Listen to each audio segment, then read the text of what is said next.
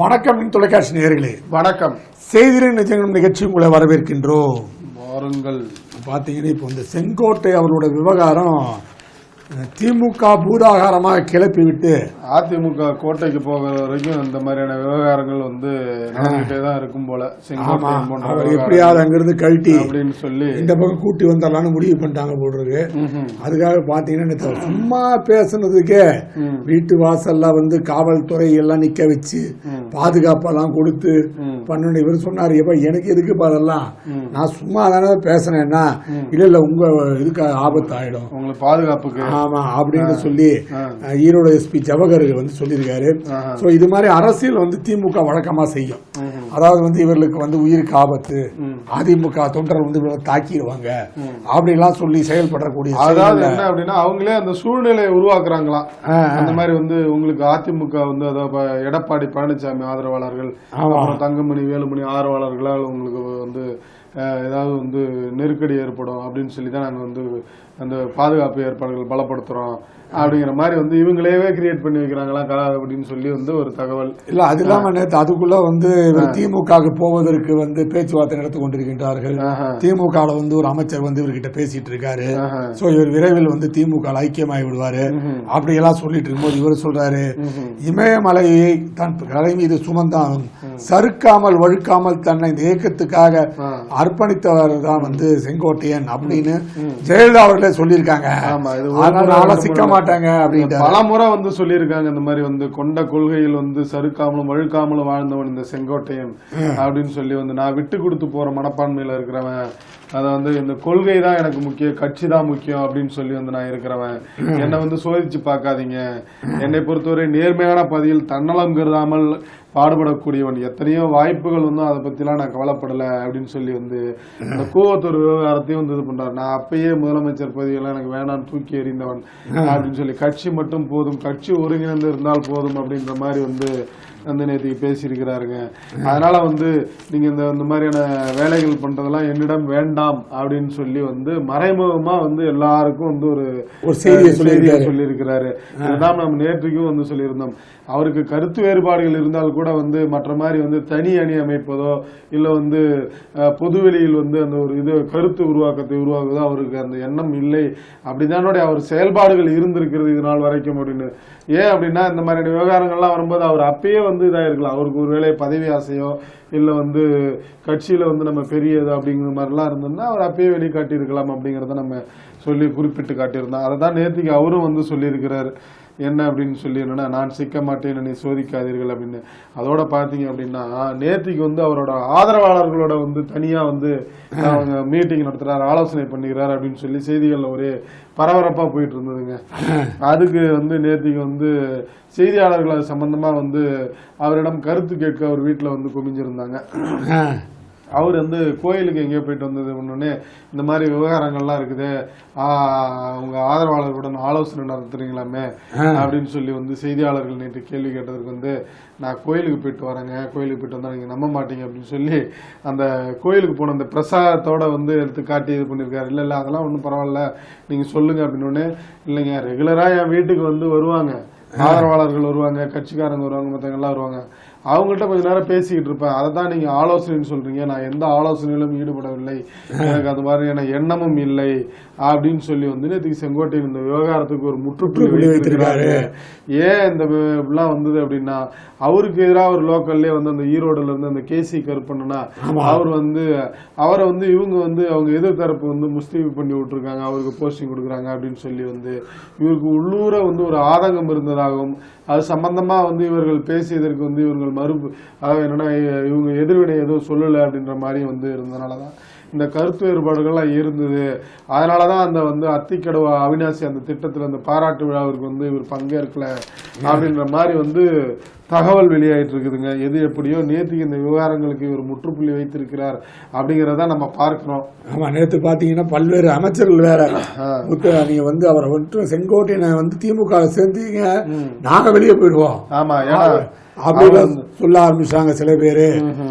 இந்த சூழ்நிலை விசாரிக்கலாம் அதிமுக விவகாரத்தில் தேர்தல் கமிஷன் பழனிசாமி ஆட்சேபம் ஹைகோர்ட்டில் தள்ளுபடி அப்படின்னு சொல்லியிருக்காங்க. இப்போ வந்து அவங்க என்ன நினைக்கிறாங்கன்னா, என்ன பல்வேறு விஷயங்கள் வந்து அப்படி செக் வச்சுக்கிட்டே இருக்காங்க பழனிசாமிக்கு.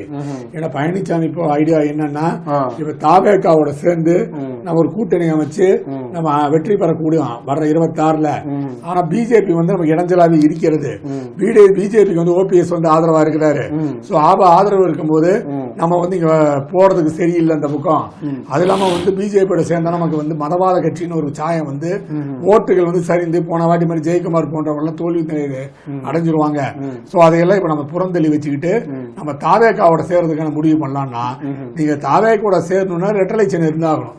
ரெட்டலை சின்னம் இருந்தா மட்டும்தான் அதுக்கான சாத்தியக்கூறுகள் உங்களுக்கு இருக்கும். வெற்றி பெறணும் அப்படின்னா வந்து உங்களுக்கு கையில வந்து இரட்டை இலை சின்னம் இருந்தா மட்டும்தான் நீங்க குதிரை மாடு சின்னத்துல நின்னா ஜெயிக்க முடியாது. இல்லைன்னா நீங்க மறுபடியும் சேவல் சின்னத்துல நின்னா கூட உங்களால ஜெயிக்க முடியாது. அதனால நீங்க வந்து இது சின்ன, அதனால வந்து இவங்க கொஞ்சம் பயப்படாவே இருக்கிறாங்க. எங்க பிஜேபி ஏதாவது களமாடி இருக்கிற இந்த ரெட்டை சின்னத்தை புடி விட்டாங்கன்னா நமக்கு மிகப்பெரிய கஷ்டமா இருக்குமா அப்படின்னு யோசிக்கிறாங்களாம். இத வந்து ஒரு யோசனையாவே கூட பாஜக யோசிக்கும் நினைக்கிறேன். நம்ம இல்லங்க அப்படிலாம் வந்து நம்ம பொதுவா வந்து உடனே வந்து யாரையும் சொல்லிட முடியாதுங்க. அது சின்னம் ஒதுக்குறது வந்து தேர்தல் கமிஷனோட வேலைங்க. அது என்ன இருக்கணுமா இல்லையாங்கிறது நீதிமன்றத்தோட. அதுல எங்க இருந்து பாஜகவுக்கு இல்ல வேற எந்த கட்சிகளுக்கு அதெல்லாம் கிடையாது. அதெல்லாம் பாஜக ஆட்சி அதிகாரத்தில் இருக்கிறவர்களா இவங்க 19 குற்றச்சாட்டு சொல்லலாமே தவிர இந்த விவகாரங்கள் எப்படிலாம் நம்ம வந்து வெளிப்படையா எதையும் வந்து இது பண்ணிட முடியாது. அதெல்லாம் கிடையாது. வந்து ஒரு முடிவு பண்ணிடுச்சுன்னா கிடையாதுங்க. அப்படிலாம் சொல்லக்கூடாது. நகர்த்துகிறார் என்றால் அது கண்டிப்பாக மிகப்பெரிய காயாதான் இருக்கும். அப்படிலாம் நீங்க வந்து சொல்லக்கூடாது அப்படின்னு சொல்லிதான் வந்து நேற்று உயர்நீதிமன்ற நீதிபதிகளே சொல்லியிருக்காங்க. என்ன அப்படின்னா, தேர்தல் சின்னங்கள் ஒதுக்கீடு உத்தரவுப்படி மட்டும்தான் இந்த வேலையை வந்து தேர்தல் கமிஷன் தொடர்ந்து செய்யும். மற்றபடி வந்து அந்த சிவில் அந்த நீதிமன்றத்துக்கு உத்தரவுக்கு முரணாகலாம் தேர்தல் கமிஷனுக்கு உத்தரவு இருக்க வாய்ப்பு இல்லை. அதனால வந்து உத்தரவு இருக்க மனுதாரரின் அச்சம் வந்து தேவையற்றது. அதாவது எடப்பாடி பழனிசாமி நீங்க பயப்பட தேவையில்லை. இதுல வந்து நாங்க தேர்தல் சின்னம் தொடர்பாக மட்டும்தான் இவர்கள் வந்து இது பண்ணுவாங்க. மற்றபடி சிவில் நீதிமன்ற உத்தரவுலாம் அதுல தலையிட மாட்டார்கள் அப்படின்னு சொல்லி வந்து நேற்றுக்கு உயர்நீதிமன்றமே வந்து உயர்நீதிமன்ற நீதிபதிகளே அவங்க தீர்ப்புல வந்து தெளிவா சொல்லியிருக்காங்க. அதுல என்ன சொல்றாங்கன்னா, ஒரு அரசியல் சார்பான கட்சியில வந்து இருவேறு குழுக்கள் இருந்தாங்கன்னா அந்த இருவேறு குழுக்கள்ல எது வந்து அதிகம் வந்து அங்கீகரிக்கப்பட்ட குழு, எந்த குழு உண்மையான கட்சி சார்ந்த குழு அப்படின்னு சொல்லி விசாரணை நடத்தி அவர்களுக்கு வந்து தேர்தல் சின்னம் வழங்குவதுதான் தேர்தல் கமிஷனோட, அதாவது சின்னங்கள் வழங்குவதுதான் தேர்தல் கமிஷனுக்கு அதிகாரம் வழங்கிருக்குது. அப்படி பாத்தீங்கன்னா அதன்படி அங்கீகரிக்கப்பட்ட கட்சி குழுக்கள் உள்ளன என்பதற்கும் அந்த குழுக்கள் தாங்கள் தான் உண்மையான கட்சி என்று கோருவதற்குரிய தகவல் குறித்தும் தேர்தல் கமிஷன் முதலில் திருப்தி அடைய வேண்டும். அவ்வாறு திருப்தி அடைந்தால் மட்டுமே அவர்கள் அந்த குழுவிற்கு வந்து இவங்க வந்து சின்னம் வழங்குவாங்க. இதுதான் நடைமுறை. அதனால வந்து நீங்கள் பயப்பட வேண்டாம் அப்படின்னு சொல்லிட்டு தேர்தல் கமிஷன் விசாரணை என்பது தேர்தல் சின்னங்கள் ஒதுக்கீடு உத்தரவுடன் மட்டுமே நடத்தப்பட வேண்டும். சிவில் நீதிமன்ற விசாரணையில் உள்ள விவகாரங்கள் குறித்து எந்த விசாரணையும் நடத்தக்கூடாது அப்படின்னு சொல்லி வந்து நேற்றுக்கு வந்து நீதிமன்ற தீர்ப்பு வெளியிட்டிருக்கிறதுல வந்து முழு விவரங்களையும் வந்து நேற்றுக்கு நீதிபதிகள் வெளியிட்டிருக்காங்க. நீங்க சொன்ன மாதிரி ஏன் அப்படின்னு வந்து இந்த விவகாரங்கள்லாம் பாஜக முடக்கும் அப்படி இப்படின்னு வந்துன்னா இரட்டை இலை சின்னம் முடக்கப்படும் அபாயம் அப்படின்னு சொல்லி வந்து அந்த கட்சியினருக்கே ஏற்பட்டிருக்கு. ஏற்கனவே வந்து இவர் வந்து பெரும்பான்மையா முதலமைச்சராக இருக்கும் போதே வந்து எடப்பாடி பழனிசாமி அவர்கள் முதலமைச்சராக இருக்கும்போது 2017 ஜெயலலிதா அம்மையார் அவர்கள் அந்த மறைவுக்கு பிறகு ஆர்கே நகர் தொகுதியில் வந்து எலெக்ஷன் நடக்கும் போதே வந்து அந்த இரட்டை இலை சின்னம் முடக்கப்பட்டது. அதன் பிறகு மறுபடியும் ஒரு 7 வருடங்களுக்கு முடக்கிடுவாங்களோ அப்படின்ற மாதிரி ஒரு பயம் இருக்குது. என்ன காரணம் அப்படின்னு பாத்தீங்கன்னா, நீங்க சொல்ற மாதிரி வந்து அந்த கூட்டணி இது இந்த விவகாரங்கள் ஒட்டி தான் இது நடக்கும் அப்படின்ற மாதிரி வந்து செய்திகள் வெளியாயிட்டு இருக்குது. அதையும் பார்க்குறோம். என்ன இருந்தாலும் வந்து அதெல்லாம் நீதிமன்றத்திற்கு உட்பட்டது, தேர்தல் கமிஷன் உட்பட்டது அப்படின்னு சொன்னீங்கன்னா நீங்கள் தேர்தல் கமிஷனை குற்றம் சாட்டுற மாதிரி தான் வரும் அப்படிங்கிற மாதிரி நம்ம சொல்ல வேண்டி இருக்குதுங்க. விஜய்க்கு பணக்கொழுப்பு, உடல் கொழுப்பு, வாய் கொழுப்பு எல்லாம் கேள்விப்பட்டிருப்பீங்க. ஆனா பணக்கொழுப்பு கேள்விப்பட்டிருக்க மாட்டீர்கள். இதுதான் விஜய்க்கு உள்ளது. அதனாலதான் பிரசாந்த் கிஷோர் அழைத்து வந்துள்ளார் என வந்து சீமானவர் சொல்லியிருக்காரு. ஒரு வழக்கு ஆஜராக திருவண்ணாமலை மாவட்டம் செய்யார் வந்திருந்தாராங்க. அவங்க மாநிலம் முழுவதும் பயணம் செய்து வருகிறேன். பிரசாந்த் கிஷோர் தமிழகத்தில் எத்தனை ஆறு, எத்தனை குளம், எத்தனை சமூக மக்கள் கரெக்டா தாங்க கேட்டிருக்காரு. அவருக்கு எப்படி தெரியும்? பீகார்ல இருந்து இங்க வந்தவருக்கு தமிழ்நாட்டுல மொத்தம் எத்தனை மாவட்டம்னா அவருக்கு தெரியுமா? அது தெரியாது. ஆரம்பிச்சு பீகார்லயே வந்து படுதோடு அடைஞ்சிட்டாரு போன வாட்டி அப்படின்னு சொன்ன போது அதுக்கு அவர் என்ன சொன்னார் பிரசாந்த் கிஷோர், நாடாளுமன்ற தேர்தலுங்க அது கஷ்டம், அந்த வாட்டி பீகார் தேர்தல்ல சட்டசபை தேர்தல பாருங்க டஃப் தரம் பாருங்க அப்படின்னு அவர் சொல்லியிருக்காரு. அதை நம்பி ஆதரவு அர்ஜுனா வந்து இவரை கூட்டிட்டு வந்திருக்காரு. ஆனா பணக்கொழுப்பு கேள்விப்பட்டு மாட்டீர்கள், இது வந்து இதுதான் விஜய்க்கு உள்ளது அப்படின்னு சொல்லிடுறாரு. இதெல்லாம் கோபம் தான் வருகிறது. அதெல்லாம் ஓகே கொடுங்க. தைப்பூச விழாவிற்கு முதல்வர் ஏங்க ஸ்டாலின் வாழ்த்து தெரிவிக்கவில்லை? அப்படிப்பட்ட பயணிலேயே வந்து முருகன் மாநாடு நடத்தினார் அப்படின்னு சொல்லி அவர் எதுக்குமே நீங்க அப்படி பாத்தீங்கன்னா விநாயகர் சதுர்த்திக்கு வாழ்த்து தெரிவிக்க மாட்டாரு, தமிழ் புத்தாண்டுக்கு வாழ்த்து தெரிவிக்க மாட்டாரு, தீபாவளிக்கு வாழ்த்து தெரிவிக்க மாட்டாரு, எதுக்குமே வாழ்த்து தெரிவிக்க மாட்டாரு. கேட்டா அவங்க சொந்த தொலைக்காட்சியில் என்ன பண்ணுவாங்க, விடுமுறை தின நிகழ்ச்சிகள் இல்ல இப்ப அண்மையில மாத்திட்டாங்க. அதெல்லாம் வந்து பல்வேறு வந்து எல்லாரும் வந்து பல்வேறு இடங்கள்ல இருந்தெல்லாம் இது பண்ண பிறகு கொஞ்சம் அண்மையை மாத்தினதா வந்து எல்லாம் இருக்குது அப்படின்னு சொன்னாங்க. வாழ்த்து தெரிவிக்க மாட்டார் அப்படிதான் நேற்று வந்து கேட்டிருக்காரு. அந்த தைப்பூசம் அதாவது என்ன அப்படின்னு பாத்தீங்கன்னா, ஏதாவது தமிழர்களுக்குன்னு ஒரு விழா இருக்குது, அது தைப்பூசம் அப்படின்னு சொல்லி நேற்று சீமான் இது பண்றாரு. இதை நான் தான் வந்து போராடி வந்து முன்னாள் முதலமைச்சர் ஐயா எடப்பாடி பழனிசாமி அவர்களிடம் கோரிக்கையை வைத்தேன். அவரு வந்து உடனே பண்ணார், என்னுடைய பேரே பழனிசாமி தான், நானே வந்து சொந்தமா ஒரு முருகன் கோயில் வந்து நடத்திட்டு இருக்கிறேன், அதனால வந்து நான் உடனே வந்து தைப்பூசத்திற்கு வந்து பொது விடுமுறை விடுறேன் அப்படின்னு சொல்லி இது பண்ணார். ஏன் அதெல்லாம் வந்து நாங்க சொன்னோம்னா, ஒவ்வொரு மாவட்டங்கள் அதாவது அறுபடை வீடுகள் இருக்குல்ல, அந்தந்த மாவட்டங்கள் அந்தந்த மாவட்ட கலெக்டர்கள் உள்ளூர் விடுமுறை விட்டுட்டு இருந்தாங்க எங்கெங்க அப்படின்னு சொல்லி. அது வேண்டாம், பொதுவான ஒரு விடுமுறை வேண்டும் என்று நாங்கள் கோரிக்கைகள் வைத்த பிறகுதான் வந்து எடப்பாடி பழனிசாமி அவர்கள் வந்து அதை பொது விடுமுறையா அறிவித்தார் அப்படின்னு சொல்லி நேற்று இது பண்றாருங்க. அதை ஒட்டி இது பண்ணும்போதுதான் வந்து இதெல்லாம் சொல்லியிருந்தாரு. யாருங்க அந்த பிரசாந்த் கிஷோர்? அவருக்கு என்ன தமிழகத்தை பத்தி என்ன தெரியும், இயற்கை வளத்தை பத்தி என்ன தெரியும், இங்க உள்ள கனிம வளத்தை பத்தி என்ன தெரியும், இங்க உள்ள இயற்கை சூழ்நிலை பத்தி அவருக்கு என்ன தெரியும், என்ன தேர்தல் வியூகங்கள்லாம் சும்மாங்க அப்படின்னு சொல்லிட்டு வந்து நேற்றுக்கு அதனாலதான் அந்த உடல் கொழுப்பு, வாய் கொழுப்பு அப்படின்னு பணக்கொழுப்பு எல்லாம் சொல்லியிருக்காருங்க. அதே மாதிரிதான் வந்து விடுதலை சிறுத்தைகள் அவர்களும் வந்து என்ன இது பண்ணிருக்காங்கன்னா, தேர்தல் வீகங்கிறதெல்லாம் ஒரு குரலை வைத்தாங்க, அது ஒரு குறுக்கு வழி, மக்களை ஏமாற்றும் வழி. அததான் நம்ம கேட்க வேண்டியிருக்கு. இதெல்லாம் இப்ப சொல்றீங்களே, நீங்க கடந்த சட்டமன்ற தேர்தல் போது ஏன் வாயா திறக்கல, அப்ப நீங்க கேட்டிருக்க வேண்டியதானே அப்படின்னு சொல்லி இது பண்ணா, அதாவது இல்லைங்க அவரு எங்களுடைய கழுத்தை நிறுத்தி விட்டார், கூட்டணி கட்சிகள் 6 சீட்டோட முடித்து விட்டார் அப்படின்னு சொல்லி வந்து இது பண்ணிருக்காங்க. நீங்க வந்து 2021 தேர்தல் வெற்றிக்கு வந்து பிரசாந்த் வீகம் காரணம், அப்ப 2024 லோக்சபா தேர்தல் எப்படி திமுக கூட்டணி ஜெயித்தது அப்படின்னு சொல்லி வந்து விசிக கேக்குறாங்க. கரெக்டா தானே கேக்குறாங்க. ஆனா அந்த இந்த கேள்விகளை வந்து நீங்க திமுக தலைமையிடம் தான் கேட்க வேண்டும் அப்படின்னு தான் நம்ம சொல்றாங்க. 2021 தேர்தலில் வீகம் தான் காரணம் அப்படின்னா, 2024 மக்களவை தேர்தலில் வந்து வெற்றிக்கு யார் காரணம்? திமுக தானே காரணம். நீங்க வைத்த இந்த தேர்தல் பிரச்சார பயண திட்டங்கள், கொள்கை இதெல்லாம் வந்து நீங்க தானே காரணம் அப்படின்னு சொல்லி வந்து விசிக தரப்பினர் அங்கதான் போய் கேட்கணுமே தவிர பொது வெளியில் கேட்க கூடாது அப்படிங்கறதா இருக்கு. அது பாத்தீங்கன்னா இப்போ இந்த விஜய் உடன் கூட்டணியா அப்படின்னு பிரேமலாத் விஜயகாந்த் கேட்டிருக்காங்க. அவங்க சொல்லுங்க, நாங்க வந்து 20 வருஷமா கட்சி நடத்திட்டு இருக்கோம், எவ்வளவு கூட்டணியை பார்த்துட்டோம், எவ்வளவு பண்ணிட்டோம், அதெல்லாம் வந்து ஒரு பெரிய விஷயமா? எங்கள்கிட்ட கூட்டணி பத்தி எல்லாம் நீங்க கேட்க கூடாது, நாங்க 20 வருட கூட்டணி. இப்ப நீங்க விஜய் கூட்டணி பத்தினா அவர்கிட்ட போய் கேளுங்க, அவர் எங்க கூட்டணியில சேர்ந்துக்கிறாங்களா அப்படின்ற மாதிரி சொல்லுங்க அப்படின்ட்டாருங்க. சொன்னாங்க நேற்றுக்கு முதல்வர் மூர்த்தம் திருப்பது வரவேற்கத்தக்கதான், ஆனா காலதாமதமான தேர்தலுக்கு திறக்கப்படுகிறது. ஏற்கனவே மத்திய அரசு இதே திட்டத்தை செயல்பட்டு உள்ளது. அதாவது வந்து பிரதான் மந்திரி மெடிக்கல் ஷாப் இருக்குல்ல, அது இருக்குது. ஜெயலலிதா ஆட்சியில் இருந்த போது திட்டம் இருந்தது, அதை பின்பற்றி இப்ப நடத்துகிறாங்க அப்படின்னு சொன்னா, சரிங்க நீங்க ராஜ்யசபா சீட் உங்களுக்கு தருவாங்கன்னு எதிர்பார்க்கப்படுகிறது. இது யாருங்க ராஜ்யசபா சீட் தருவாங்க? யார் வேட்பாளர்? யார் வேட்பாளர்னா இதுல பாத்தீங்கன்னா 2009 கள்ளக்குறிச்சியில வந்து சுதீஷ் நின்னாருங்க. அதுக்கப்புறம் 2024 சேலத்துல நின்னாரு. அதுக்கப்புறம் 2016 தேர்தலில் வந்து திருப்பி கள்ளக்குறிச்சியில் நின்னாருங்க. அதனால வந்து அவர் வெற்றி வாய்ப்பு என்பது ஒரு கிடைக்காம போயிடுச்சு. அவருடைய இலக்கு எப்படின்னா எப்படியோ ராஜ்யசபா மெம்பர் ஆயிரணும்ட்டு 2015 வந்து ஒரு சீட் அவருக்காக வெயிட் பண்ணிட்டு இருந்துச்சு. நம்ம சொன்னமா பாருங்க ஏற்கனவே திமுக கலைஞர் வந்து என்ன நினைச்சாரு, கருணாநிதி நமக்கு வந்து தேமுதிக வந்தா ஒரு சீட்டை வந்து சுதீஷுக்கு தரலாம் அப்படின்னு வெயிட் பண்ணிட்டு இருந்தாரு. விஜயகாந்த் சரியான சிக்னல் தரவே இல்லை. தராதனால வேற கடுப்பாயி கடைசி நாள்ல, அதாவது கடைசி தான் முடிய போகுது நாள்ல வேற வழி இல்லாம திருச்சி சிவாவை அப்ளை பண்ணி வச்சாருங்க. ஒரு 10 நாள் வெயிட் பண்ணி ஒரு பதிலும் இல்லாதனால கடைசியில் திருச்சி சிவா வெயிட் பண்ண கொடுத்தாரு. அந்த வருத்தம் சுதீஷ்க்கு இருக்குது. ஏன்னா நமக்கு வந்து மாமாவே வந்து சீட்டு தராம கவிழ்த்துட்டாரு அப்படின்னு. இந்த சூழ்நிலை போது 2011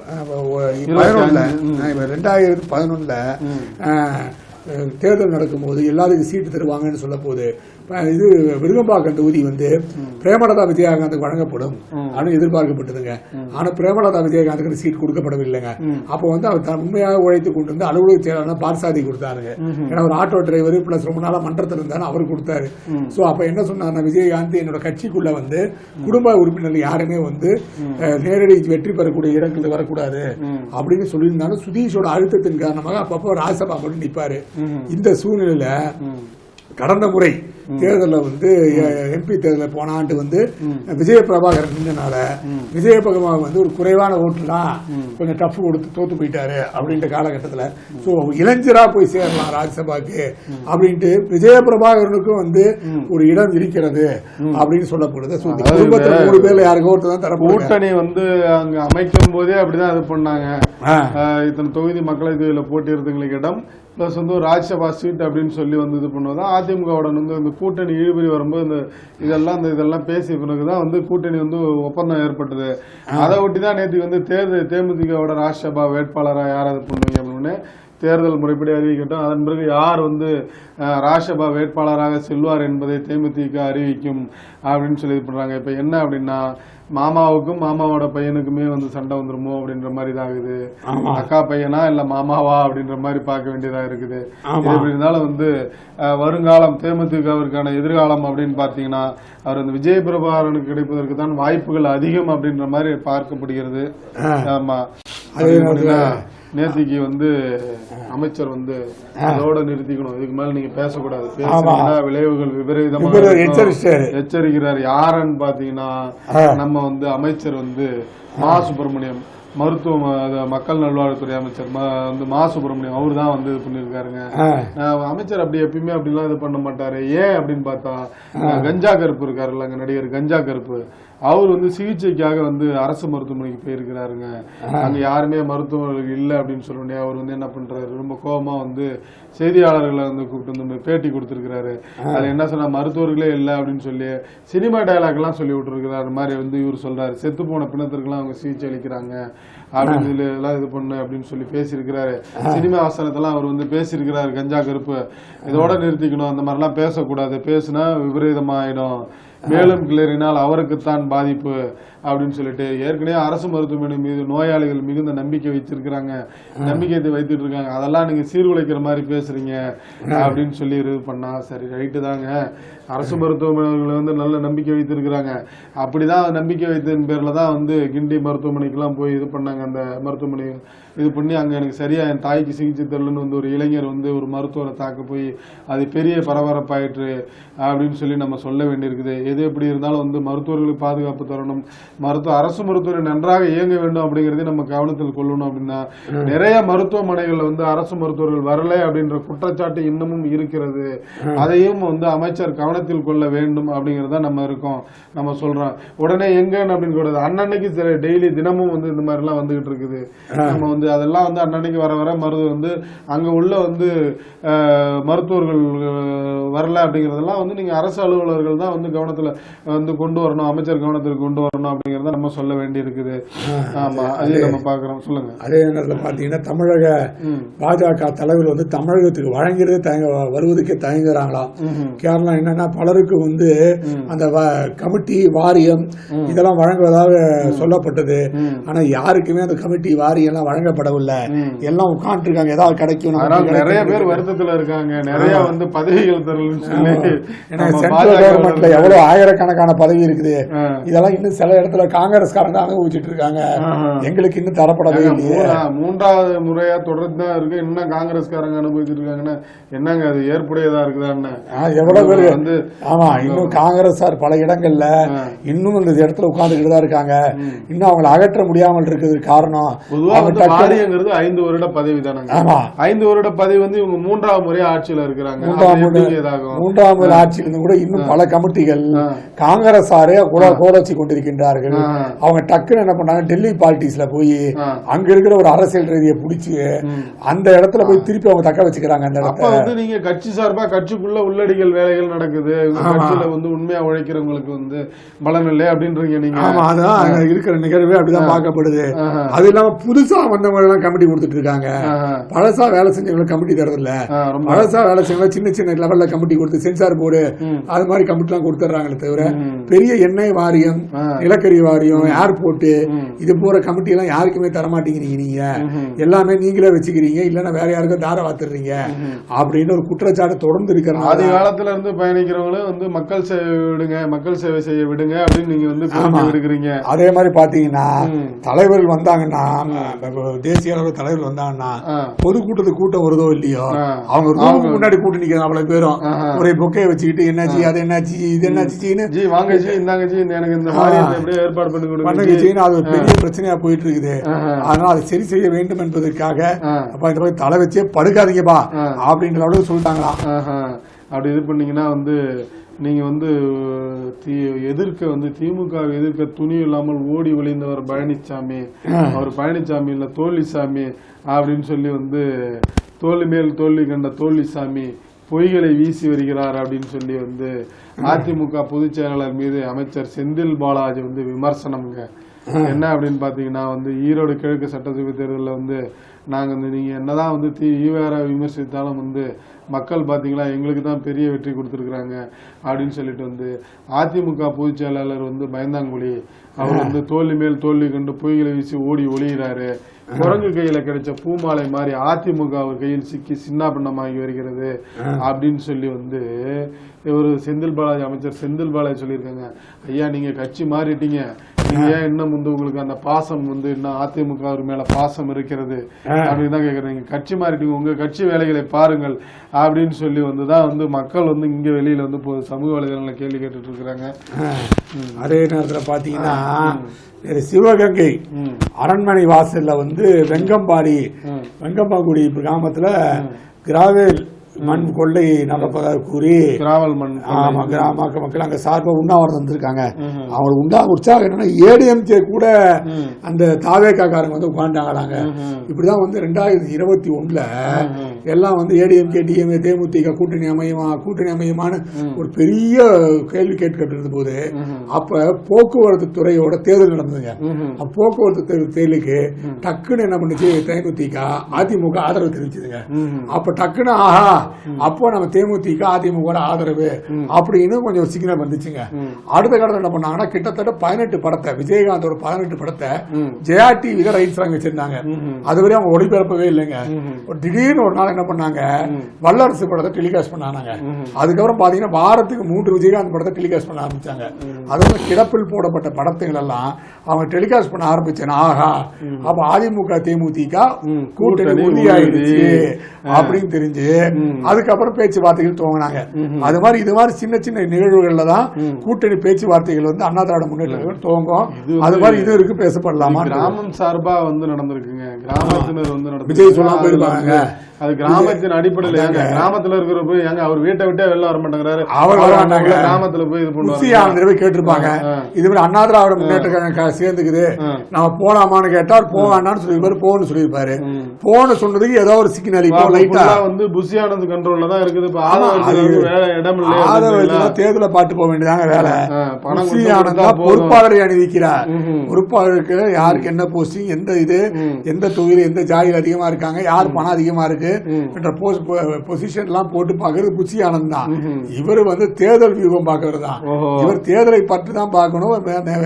பிரசாந்த் கிஷோர்ட்ட பேசணும், ஜான் அப்ரஹாம் பேசணும், அவ்வளவு ஆரோக்கிய பேசணும். அதான் இவங்க நீங்க அறிவிச்சீங்களே பிறப்புக்கும் எல்லா உயிருக்கும் அப்படிங்கறதெல்லாம் மண்ணோட மண்ணா போயிடுச்சாங்க. மண்ணோட மண்ணா போயிடுச்சாலும் அதனால ஏற்கனவே வந்து தாவக்காவில் வந்து ஜாதி பாகுபாடுகள் இது நடந்துகிட்டு இருக்கு, ஜாதி ரீதியா பார்த்து தான் போஸ்டிங் கொடுக்குறாங்க அப்படின்னு சொல்லி சில நிர்வாகிகள்லாம் புலம்புறதை நம்ம கேட்டிருந்தாலும் கூட நீங்க இப்ப என்ன அப்படின்னு பாத்தீங்கன்னா புஷி ஆனந்த் இந்த மாதிரி தான் நடந்துக்கிறாரு அப்படின்ற மாதிரி சொல்றீங்களே, ஆச்சரியமான விஷயமாகத்தான் இருக்கிறது. அப்படின்னு பாத்தீங்கன்னா எங்களை ஒரே அவதிப்படுத்துறாங்க அப்படின்னு சொல்லிட்டு வந்து இந்த பெண் ஊழியர்கள் வந்து ரொம்ப வந்து இது பண்ணிருக்காங்க. என்ன அப்படின்னு பாத்தீங்கன்னா இந்த அரசாங்கத்திலிருந்து ஓய்வு பெற்றிருக்காங்கல்ல, அவங்க வந்து அந்த ஓய்வுதாரன், அதாவது அந்த ஓய்வுதாரர் மறைந்த பிறகு அந்த மனைவிமார்களுக்கு வந்து அந்த ஓய்வூதியம் கிடைக்கிறதுக்கான இதாகும், அந்த சலுகைகள்லாம் கிடைக்கும் பழைய இதன்படி. அப்படி இது பண்ணும்போது வந்து என்ன அப்படின்னா இவங்க வந்து வருடம்தோறும் வந்து அவங்க வந்து மறுமணம் செய்து கொள்ளலன்னு சொல்லி விஓ சான்றிதழ் கொடுங்க அப்படின்னு சொல்லி இந்த ஆன்லைன்ல பதிவு பண்ணும்போது மட்டும் இந்த கேள்வி இது பண்றாங்க. இதனால ரொம்ப கஷ்டமா இருக்குங்க, வருடம் ரொம்ப வந்து ரொம்ப அவதிக்குள்ளாகிற மாதிரி இருக்குது அப்படின்னு சொல்லி வந்து அந்த ஓய்வூதியதாரர்கள் மனைவியர்கள் வந்து ரொம்ப ரொம்ப கோரிக்கை, அரசுக்கு கோரிக்கை எடுத்திருக்காங்க. இந்த மாதிரி இது வேண்டாம் அப்படின்ற மாதிரி வந்து கோரிக்கை எடுத்திருக்காங்க. அதாவது போக்குவரத்து ஊழியர்களின் வந்து இறந்து போன போக்குவரத்து ஊழியர்களின் மனைவிகள் நம்ம பாக்குற செய்திகள்ல. ஆமா, அதே நேரத்துல பாத்தீங்கன்னா ஏங்க அந்த இந்து கூட்டணி சேர்ந்த முட்டாள்தனம் தாங்க ஆம் ஆத்மி கட்சி கைக்காம போயிடுச்சு. டெல்லி சட்டசபையில 2 விழுக்காடு ஓட்டு வித்தியாசத்தில் தான் பாஜக வெற்றி பெற்றது. ஆம் ஆத்மி வந்து தோல்விக்கு இந்திய கூட்டணி தான் ஏற்பட்டிருக்கு. அப்படின்னா பாத்தீங்கன்னா ராகுல் காந்தி இவருக்கும் சண்டை, அரவிந்த் கெஜ்ரிவால் 2 பேரும் குடியுப்பட சண்டை போட்டதுல கூட்டணி இல்லன்னு சொன்னாங்க. அதனால 2 பேரும் தனித்தனியா போய் நின்னாங்க. கடைசியில 2 விழுக்காடு ஓட்டுல வந்து பாஜக வெற்றி பெற்றுச்சு. அதனால நீங்க பண்ண தப்பு, நீங்க சுகமா இருந்திருக்கணும் அப்படின்னு அவங்க சொல்றாங்க. அப்படி இது பண்ணீங்கன்னா நீங்க வந்து சண்டைலாம் போட்டுக்க வேண்டாம். நீங்க வந்து அத்திக்கடவான சில வந்து ஜெயலலிதா அம்மையார் எல்லாம் போட்டதுனால வந்து செங்கோட்டையன் ஒரு புறம் போயிட்டு போனார்ல, இவர் இல்லைங்க வந்து அந்த அமைப்பு என்னன்னா இது முழுக்க முழுக்க வந்து எடப்பாடி பழனிசாமி அவர்கள் தான் ஒரு 80% பணியை நிறைவேற்றினாரு. அதனால அவருக்கு பாராட்டு தெரிவிக்கணும் அப்படின்னு சொல்லி அந்த அத்திக்கடவு அவினாசி அந்த விவசாயிகள் சங்கம் வந்து விழா எடுத்திருந்தாலும் கூட இவர் சும்மா இருப்பாருங்களாங்க. ஓபிஎஸ் அவர்கள் என்ன இது பண்ணிடுறாங்கன்னா அத்திக்கடவு அவினாசி திட்டத்தை நிறைவேற்ற காரணமானவர் புரட்சி ஜெயலலிதா அவர்கள் மட்டும்தான் காரணம். அவரு தான் வந்து என்னன்னா அத்திக்கடவு அவினாசி திட்டம் வந்து என்ன அப்படின்னா அந்த பில்லூர் அருவியில பவானி ஆற்றில இருந்து ஒரு 20,000 கனஅடி வெள்ள உபரி நீரை வந்து எடுத்துட்டு வந்து ஈரோடு மாவட்டம் திருப்பூர் மாவட்டங்கள்ல வந்து உள்ள அந்த ஏரி குளங்கள் நிரப்புற திட்டம் தான் வந்து அத்திக்கடவு அவினாசி திட்டம். அந்த திட்டத்தை வந்து என்னன்னா மத்திய அரசு நிதி ஒதுக்கினாலும் நாங்கள் செயல்படுத்துவோம் அப்படின்னு சொல்லி 2016 வந்து அந்த 16 அந்த பட்ஜெட்டின் போது ஜெயலலிதா அம்மையார் அவர்கள் தான் அறிவிச்சாங்க. அதன்படி நிதியும் ஒதுக்கி அவர்கள் தான் அந்த திட்டத்திற்கு முழு மூச்சாக இருந்தாங்க. அவர்கள் தான் இதற்கு முழுமையான காரணம், வேற யாரும் அதில் பங்கு போடக்கூடாது. என்ன அப்படின்னு பாத்தீங்கன்னா அந்த திட்டத்தின் வந்து அப்போது நிதியமைச்சராக இருந்த நான் தான் அது வந்து அந்த திட்டம் பத்தி வந்து சட்டசபையில வந்து உரையாற்றினேன், வாசித்தேன், அத்திக்கடவு அவினாசி திட்டம் பற்றி வாசித்தேன். இருப்பினும் வந்து இதற்கான முழு காரணம் ஜெயலலிதா அம்மையார் அவர்களே சாரும் அப்படின்னு சொல்லி வேற யாரும் இதுல பங்கு போடக்கூடாது அப்படின்னு சொல்லி தன்னுடைய எதிர்ப்பாளரா தன்னுடைய எதிரணியை சேர்ந்த எடப்பாடி பழனிசாமிக்கு வந்து இது பண்ணிருக்காங்க. அவரு காரணம் இல்லைங்க, புரட்சி தலைவி அம்மா தான் காரணம் அப்படின்னு சொல்லி வந்து இது பண்ணிருக்காருங்க. இது எப்படி இருந்தாலும் விவசாயிகளுக்கு நன்றாக தெரியும். அம்மா அவர்கள் வந்து புரட்சி தலைவர் அவர்கள் வந்து அந்த திட்டங்களை அறிவித்திருந்தாலும் வந்து இந்த திட்டங்களை அறிவித்தவர் எடப்பாடி பழனிசாமி அப்படின்னு வந்து விவசாயிகள் நினைத்ததில் வந்து அவங்க வந்து அந்த பாராட்டு விழா நடத்தினாங்க அப்படின்னு தான் செய்திகள் வெளியில இருக்குது. அதையும் நம்ம பார்க்க வேண்டி இருக்குது, பார்க்கிறோம். கண்டிப்பா பல்வேறு செய்தியை பார்த்தோம். மீண்டும் நாளை சந்திப்போம். அதுவரை நன்றி, வணக்கம். நன்றி, வணக்கம்.